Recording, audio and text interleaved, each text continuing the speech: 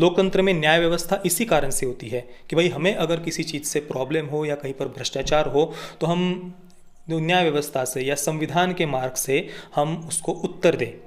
इसीलिए तो लोकतंत्र होता है ना। पर कम्युनिस्ट तो लोकतंत्र में बिलीव करते नहीं हैं। आप दुनिया भर में देख लीजिए। ओम नारायण नारायण नारायण नारायण।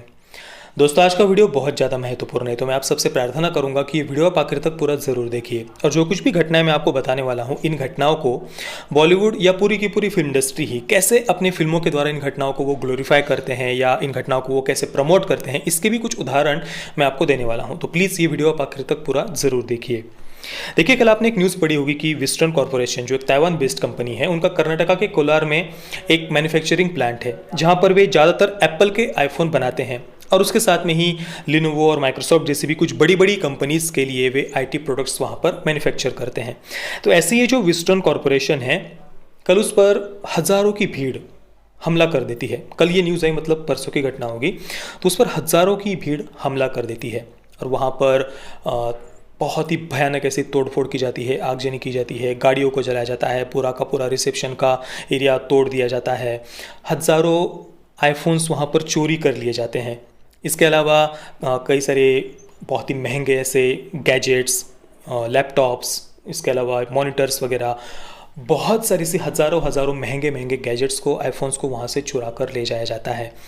कंपनी ने कहा है कि 437 करोड़ से भी ज़्यादा का नुकसान इस हमले में उन्हें हुआ है।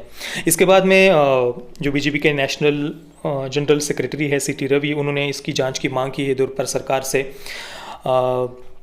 इस पर जो रिपोर्ट सामने आई है, जो न्यूज़ रिपोर्ट्स वगैरह मैंने पढ़ी, उसमें ये कारण बताया गया है कि कुछ सैलरी को लेकर समस्या थी, इशू था। लॉकडाउन के बाद में कुछ सैलरी उनकी कम कर दी गई थी और कुछ सैलरी मिलने में समस्या थी। इस कारण से ये बताया जा रहा है कि ये हमला हुआ है। पर यहाँ पर आश्चर्य की बात देखिए दोस्तों, ये जो भीड़ थी इसमें 2000 अननोन लोग थे, अनजान, मतलब पता नहीं कौन थे वो, ऐसे 2000 अननोन लोग थे जिन्होंने इस हमले में वो शामिल थे।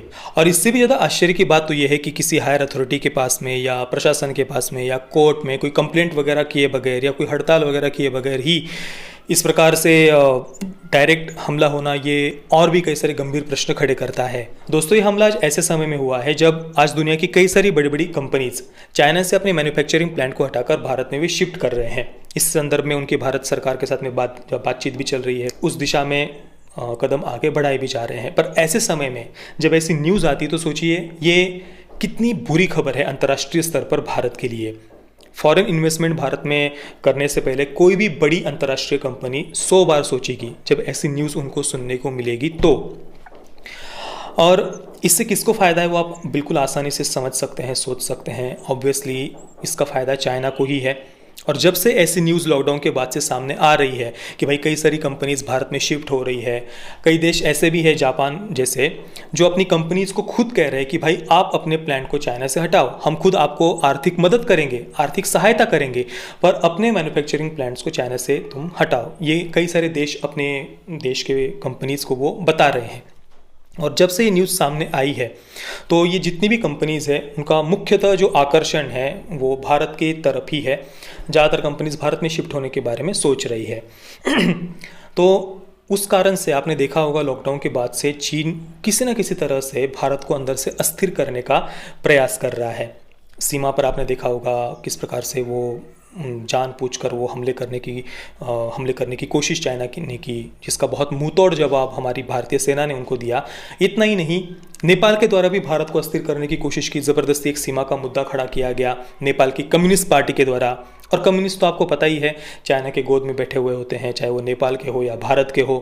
तो नेपाल के द्वारा हो या सीमा पर हमले करके चीन ने किसी न किसी प्रकार से भारत को अंदर से अस्थिर करने की कोशिश की है। जब से ये न्यूज़ सामने आ रही है कि कंपनीज कई सारी चाइना छोड़कर भारत शिफ्ट हो रही है, और इसका सबसे बड़ा नुकसान चीन को ही होगा। इसलिए वो अंतर्राष्ट्रीय स्तर पर ये दिखाना चाहता है कि भाई भारत सेफ कंट्री नहीं है, ये एक अस्थिर देश है।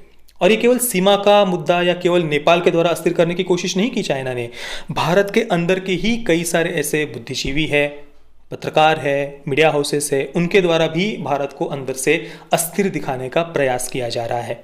अभी देखिए, अभी करीब 3-4 महीने पहले ही दिल्ली पुलिस ने राजीव शर्मा नाम के एक जर्नलिस्ट को गिरफ्तार किया।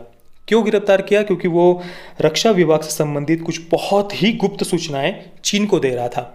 ये पत्रकार है और ये पत्रकार चाइना की कम्युनिस्ट पार्टी का जो माउथपीस है ग्लोबल टाइम्स, उसके लिए लिखता था ये राजीव शर्मा। और उसके साथ में ही भारत के कई सारे जो लेफ्टिस्ट मीडिया पोर्टल है जैसे कि क्विंट वगैरह, उनके लिए भी ये लेख लिखता था। और ये मत सोचिए कि ये कोई केवल एक पत्रकार की बात है, ये तो बहुत सारे भारत में ऐसे मीडिया हाउस है। आपने देखा भी होगा जब चाइना भारत पर सीमा पर हमले कर रहा था उस समय देखिए भारत के कई सारे बड़े बड़े मीडिया हाउस भारत को हर प्रकार से कमज़ोर दिखाने का प्रयास कर रहे थे। भारतीय सेना कह रही थी, भारत सरकार कह रही थी कि भाई हमारी सेना ने चाइना को मुंह तोड़ जवाब दिया है, पर ये बड़े बड़े मीडिया हाउस भारत सरकार की या भारतीय सेना की नहीं सुन रही थी। वो ग्लोबल टाइम्स जो कह रहा था चाइना का, उसकी आवाज़ यहाँ पर वो पहुँचाने का काम कर रहे थे भारत के ही कई सारे बड़े बड़े मीडिया हाउस। और देखिए ये केवल मीडिया हाउसेस की बात नहीं है, कई सारे ऐसे बुद्धिजीवी है, पत्रकार है, कला और साहित्य के क्षेत्र के भी कई सारे ऐसे लोग हैं, कई सारे सोशल मीडिया इन्फ्लुएंसर्स है, स्टैंड अप कॉमेडियंस हो वगैरह वगैरह, ये सब लोग मिलकर ये काम कर रहे थे उस समय। और जो कम्युनिस्ट होते हैं उनके लिए तो वो तो चाइना को ही अपना सर्वे सर्वा मानते हैं, अभी से नहीं हमेशा से ही। 1962 के युद्ध में भी भारत के जो वामपंथी थे, लेफ्टिस्ट थे, उन्होंने चीन का साथ दिया था। ये बातें सब किसी से छुपी हुई नहीं है। और दोस्तों केवल यही नहीं, भारत में आज कई सारे माओवादी संगठन हैं जो खुलकर माओ को फॉलो करते हैं, माओ की जय जयकार करते हैं, जिन्हें हम नक्सली भी कहते हैं। इन्हीं माओवादियों को भारत के कई सारे अर्बन नक्सल्स, बुद्धिजीवी, पत्रकार, बड़े बड़े राजनेता, वो उन्हीं नक्सलियों को सपोर्ट करते हैं, क्रांतिकारी कहते हैं, उनको हर प्रकार से समर्थन देते हैं, उनके समर्थन में कविताएं वगैरह लिखते हैं, कहानियां लिखते हैं, पुस्तकें लिखते हैं, फिल्मों की कहानियां लिखते हैं। कई सारे ऐसे बुद्धिजीवी आज हमारे देश में हैं और यही लोग नरेंद्र मोदी की हत्या की साजिश रचते हैं, उसके अंदर में एक दूसरे को मेल वगैरह भेजते हैं, बातें करते हैं। और जब पुलिस उनको गिरफ्तार करती है ऐसे अर्बन नक्सल्स को, तो हमारे ही देश के ये सारे के सारे पूरा लेफ्ट का इकोसिस्टम, सारा का सारे ये जो बुद्धिजीवी है, कला और साहित्य के क्षेत्र के लोग हैं, वो उनको कवि कहते हैं, पोएट कहते हैं, राइटर कहते हैं, लेखक कहते हैं और कहते हैं कि देखो देखो देखो सरकार पोएट्स को गिरफ्तार कर रही है, सरकार राइटर्स को, लेखकों को गिरफ्तार कर रही है। कौन है ये लेखक? उन्हीं माओवादियों को समर्थन करने वाले। और ये कोई एक दो नहीं है, कई सारे हैं ऐसे, चाहे वो जीएन साई बाबा हो या और भी कई सारे ऐसे उदाहरण आपको मिल जाएंगे। उनके समर्थन में पोस्टर्स पकड़ाए जाते हैं। कहाँ पर? फार्मर्स प्रोटेस्ट में, जिनका किसानों के साथ में दूर दूर तक भी कोई कनेक्शन नहीं है। ऐसे इन नक्सलियों के और आतंकवादियों के पोस्टर्स भोले भाले किसानों के हाथ में पकड़ाए जाते हैं। तो आप सोच सकते हैं कि ये जो भारत के वामपंथी है, लेफ्ट का इकोसिस्टम है, इनका प्रभाव ये किस हद तक साजिशें रच सकते हैं। तो ये जो ताइवान बेस्ड कंपनी है विस्ट्रॉन कॉरपोरेशन, इस पर ये हमला हो, ये इस साजिश को हम इनकार नहीं कर सकते, नकार नहीं सकते कि भाई इसके पीछे चाइना का हाथ हो सकता है। और वैसे भी भारत के जितने भी मजदूर या किसान संगठन हैं, आप देख लीजिए ज़्यादातर, लगभग सभी के सभी, ज़्यादातर भी नहीं, लगभग सभी के सभी कम्युनिस्ट विचारधारा, कम्युनिस्ट पार्टी से जुड़े हुए हैं, कम्युनिज्म को फॉलो करते हैं। आप उनके प्रदर्शन के फोटोज़ वगैरह गूगल पर सर्च करके देख लीजिए, उनके हाथ में लाल झंडे होते हैं, कम्युनिस्टों का जो झंडा होता है वो खुलकर अपने हाथों में पकड़ते हैं। तो सरकार को इस हमले की बहुत गहराई से जांच करनी चाहिए। और देखिए ये कोई पहली बार नहीं हुआ है, ये घटनाएं बार बार देश में कई बार हुई है। इसके पहले देखिए मैंने रॉकेटरी द नंबी इफेक्ट, इस फिल्म पर जब मैंने वीडियो बनाया था उसमें मैंने कुदनकुलम न्यूक्लियर पावर प्लांट के बारे में आपको बताया था। देखिए भारत के विकास के लिए बहुत ज़्यादा महत्वपूर्ण प्लांट था, पर इस प्लांट के बनने से पहले बहुत सारे प्रदर्शन वगैरह हुए थे। ये जो उसमें खासतौर पर मिशनरीज़ थे, फॉरेन फंडिंग से काम करने वाले जो मिशनरीज़ वगैरह है, क्रिश्चियन मिशनरीज़, उनका उसमें हाथ था उन प्रदर्शनों में। वे अपने कॉन्वेंट स्कूल्स के प्रीमिस में या चर्च के प्रीमिस में लोगों को ये एंटी न्यूक्लियर वीडियोस वगैरह दिखाते थे। वहाँ के जो गरीब लोग हैं, जो आदिवासी वगैरह है, जहाँ पर प्लांट बनने वाला था, उनको वो वीडियोस दिखा कर डराया जाता था। और ये बात मैं नहीं, डॉक्टर मनमोहन सिंह जी ने खुद ये बात कही हुई है कि इसमें कई सारे मिशनरीज और फॉरेन फंडिंग से काम करने वाले सो कॉल्ड एनजीओज इसमें शामिल थे। तो जब भी भारत के विकास के लिए कोई महत्वपूर्ण कार्य भारत में होता है तो ये फॉरेन फंडिंग से देश को अंदर से अस्थिर करने की या उसका विरोध करने का प्रयास किसी न किसी प्रकार से किया जाता है। और ये जो वामपंथी है या वामपंथी जिन नक्सलियों को समर्थन करते हो नक्सली है, उनका और मिशनरीज का जो कनेक्शन है वो किसी से छुपा हुआ नहीं है।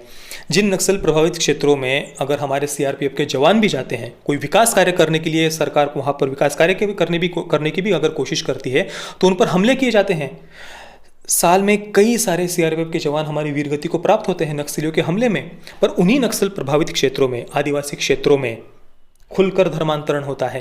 तो चाहे कुदनकुलम न्यूक्लियर पावर प्लांट हो, या देश के विकास में महत्वपूर्ण और कोई ऐसा प्लांट हो, या कोई बहुत महत्वपूर्ण ऐसा बिल हो जो देश के विकास के लिए, देश के भविष्य के लिए बहुत ज़्यादा महत्वपूर्ण हो, देखिए तुरंत उसके विरोध में कई सारी देश की विरोधी ताकतें सड़कों पर उतर जाती है, उसका विरोध करती है और युवाओं को ब्रेन वॉश करने का वो प्रयास करते हैं।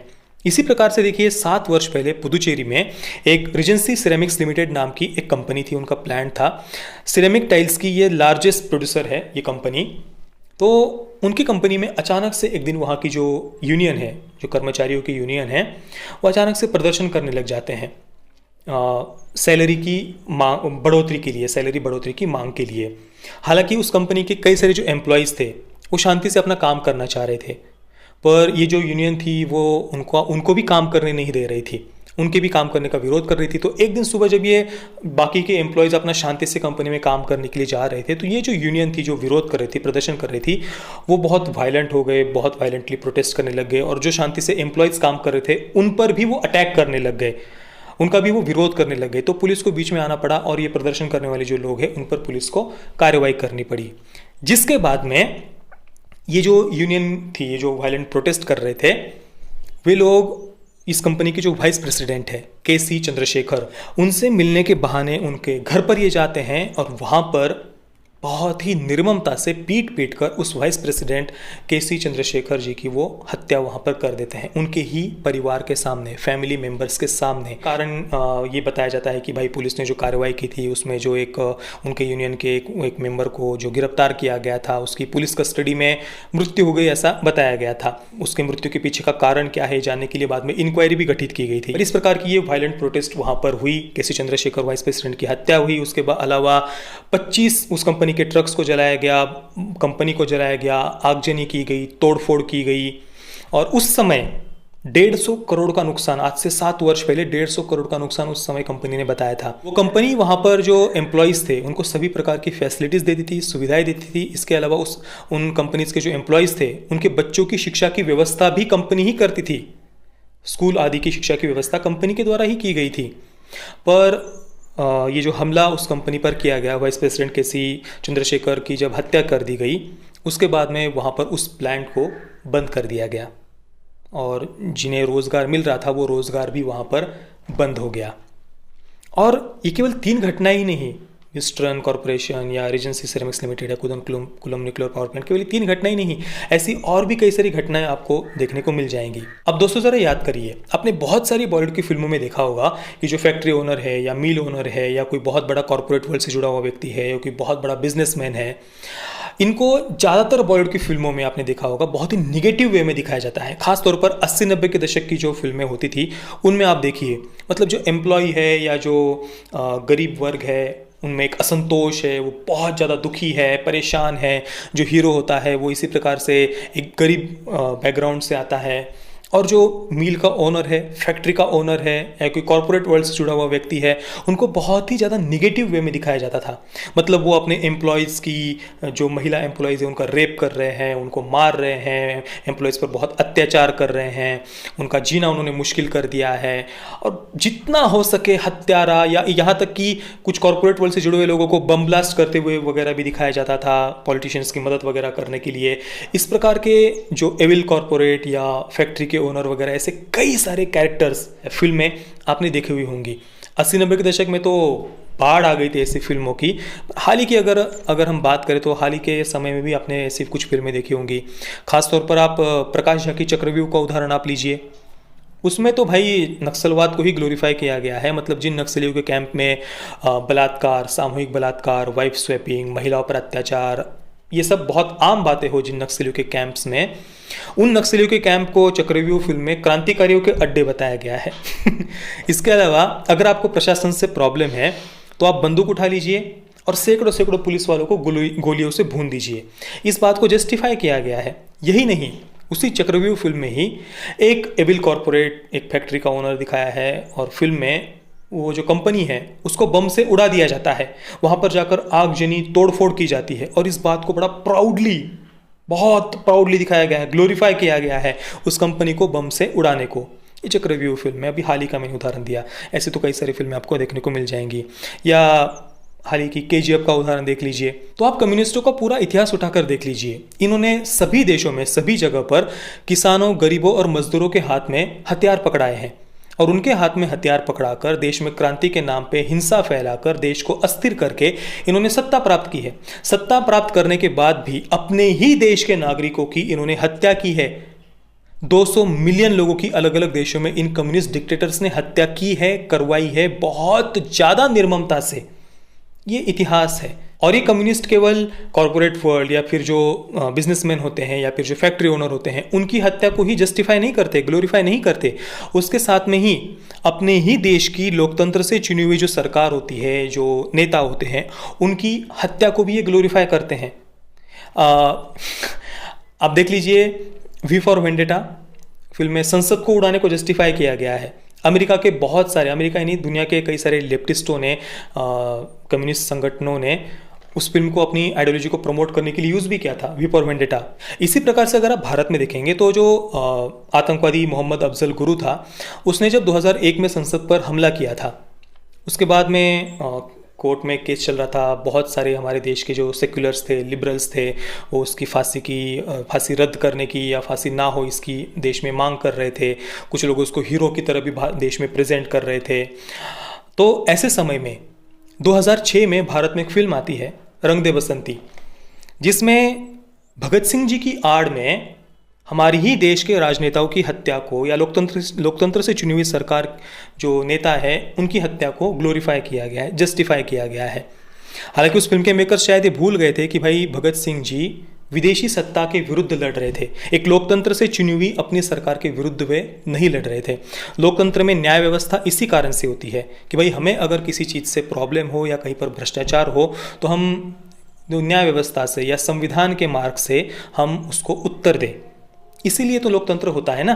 पर कम्युनिस्ट तो लोकतंत्र में बिलीव करते नहीं हैं। आप दुनिया भर में देख लीजिए, जहाँ जहाँ पर भी कम्युनिस्टों का शासन रहा है, कहीं पर भी लोकतंत्र नहीं रहा है। इन्होंने डिक्टेटरशिप के द्वारा या जो अथॉरिटेरियन जो गवर्नमेंट वगैरह कहते हैं उसके द्वारा उन्होंने करोड़ों करोड़ों लोगों की हत्याएं की है हर देश में। और रंग दे बसंती में तो और भी बहुत सारी ऐसी डेंजरस और प्रॉब्लमेटिक बातें बताई गई है। इवन जो भ्रष्टाचारी पार्टी बताई है उनको भी राष्ट्रवादी पार्टी बताया है, बड़ा देश की संस्कृति की बातें करने वाला बताया है।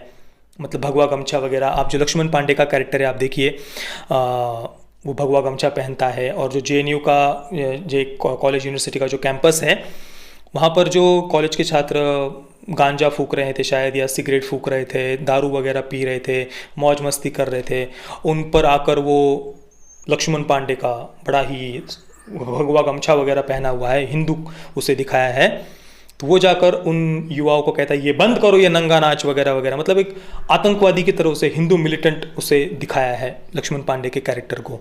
और फिर जब उसमें बदलाव होता है तो उसे राष्ट्रवादी पार्टी की सच्चाई पता चलती है वगैरह वगैरह, ये सब बातें बताई है। हालांकि आपको सबको पता है देश में लाखों लाखों करोड़ों के घोटाले, 1.25 लाख करोड़ का घोटाला, 1.5 लाख करोड़ का घोटाला, ये सेक्युलर पार्टी, एक सेक्युलर पार्टी के द्वारा कैसे किए गए हैं, ये सब हमारे सामने हैं।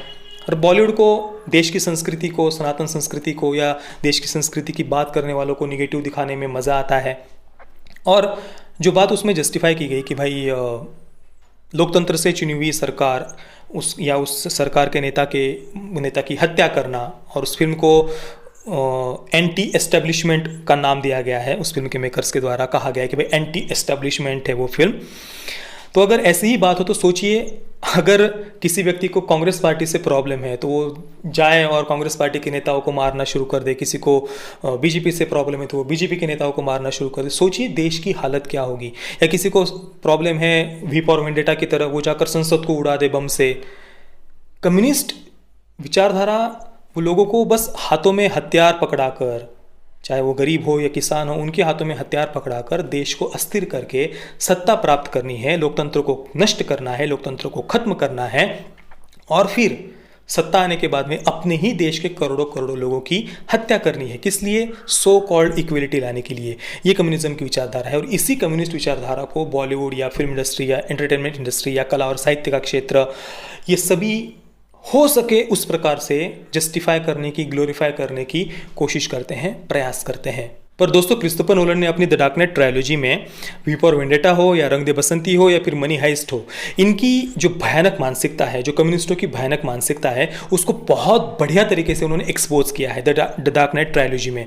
तो आप हमारा द डार्क नाइट ट्रायोलॉजी का रिव्यू ज़रूर देखिए, जो फिलोसॉफी एक्सप्लेनेशन वाला मेरा वीडियो है उसे आप ज़रूर देखिए। उसमें मैंने डिटेल में एक्सप्लेन किया है कि कैसे क्रिस्टोफर नोलन ने कम्युनिस्टों की इस बहुत ही भयानक और डेंजरस ऐसी विचारधारा को, मानसिकता को एक्सपोज किया है। और सबसे आश्चर्य की बात देखिए दोस्तों, कम्युनिस्टों को अपनी विचारधारा को जस्टिफाई करने के लिए भी भगत सिंह जी का सहारा लेना पड़ता है, जो प्रखर राष्ट्रवादी थे। और कम्युनिस्ट और राष्ट्रवाद या नेशनलिज्म, इनका तो 36 का आंकड़ा है। देख लीजिए, दुनिया भर के कम्युनिस्ट हमेशा राष्ट्रवाद के विरोध में बोलेंगे, नेशनलिज्म के विरोध में बोलेंगे, उन्हें बड़ा राष्ट्रवाद से तकलीफ होती है। भारत में भी आप देख लीजिए, हमेशा भारत माता की जय, वंदे मातरम या राष्ट्रगान के लिए खड़े होना, इसका वो विरोध करते रहेंगे। दूसरी तरफ टुकड़े टुकड़े गैंग हो या अफजल गुरु की बरसी मनाना हो, आतंकवादियों की बरसी मनाना हो, आतंकवादियों को सपोर्ट करना हो, पत्थरबाजों को सपोर्ट करना हो, आतंकवादियों को कानूनी संरक्षण देना हो या देश तोड़ने वालों का सपोर्ट करना हो, इनका वो हमेशा कम्युनिस्ट सपोर्ट करते हैं, समर्थन करते हैं। यही नहीं, इन्हीं कम्युनिस्टों ने 1962 में चाइना का साथ दिया था। भारत की स्वतंत्रता के समय इन्होंने ही नेताजी सुभाष चंद्र बोस जी के भद्दे भद्दे व्यंग्य चित्र बनाए थे। भाई, कितनी बातें बताएं इन कम्युनिस्टों के बारे में, पर अपनी इस भयानक और घिनौनी ऐसी विचारधारा को जस्टिफाई करने के लिए इन्हें प्रखर राष्ट्रवादी भगत सिंह जी का सहारा लेना पड़ता है, जबकि राष्ट्रवाद और कम्युनिज्म का दूर दूर तक भी कोई कनेक्शन ही नहीं है। दोस्तों, अंत में मैं आपको 2 वीडियो सजेस्ट करना चाहता हूं। एक तो कल ही जो मैंने अपलोड किया था, राधिका आप्टे का एक स्टेटमेंट आया कि भाई भारत की वॉर फिल्म्स में अत्यधिक राष्ट्रवाद होता है, ज़रूरत से अधिक राष्ट्रवाद होता है। उस वीडियो में मैंने कला और साहित्य का क्षेत्र और उनका कम्युनिस्टों के साथ में जो कनेक्शन है, या कम्युनिस्टों की जो 4 अलग अलग स्ट्रेटेजी है, सेकुलरिज्म, लिबरलिज्म, फेमिनिज्म और कम्युनिज्म, इसको मैंने डिटेल में एक्सप्लेन किया है। प्लीज़ वो वीडियो आप आखिर तक पूरा ज़रूर देखिए। उसके साथ में ही China policy from Nehru to Modi, इस नाम का मैंने वीडियो अपलोड किया था अभी 3 महीने पहले ही, तो वो वीडियो भी प्लीज़ आप पूरा ज़रूर देखना। हाथ जोड़कर मैं आपसे प्रार्थना करता हूँ, उसकी लिंक आपको यहाँ पर मिल जाएगी या ऊपर आई बटन में भी मिल जाएगी। जय श्री राम, वंदे मातरम।